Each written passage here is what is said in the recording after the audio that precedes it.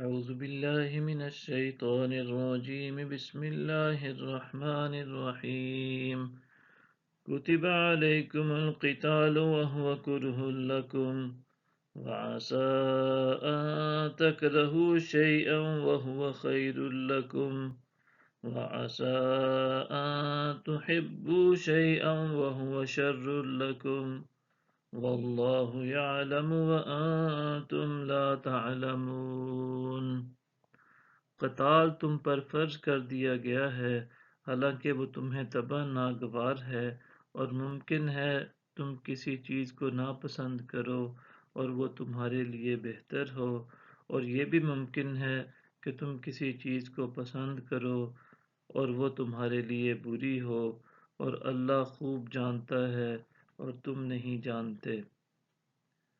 يسألونك عن الشهر الحرام قتال فيه، لوگ آپ سے حرمت والے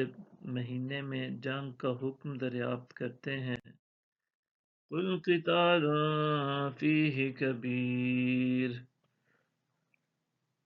وصد عن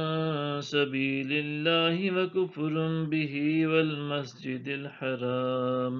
وإخراج أهله منه أكبر عند الله والفتنة أكبر من القتل ولا يزالون يقاتلونكم حتى يردوكم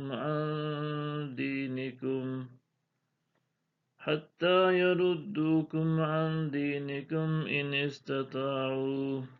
ومن يرتد منكم عن دينه فيمت وهو كافر فأولئك حبطت أعمالهم في الدنيا والآخرة وأولئك أصحاب النار هم فيها خالدون۔ فرما دیں اس میں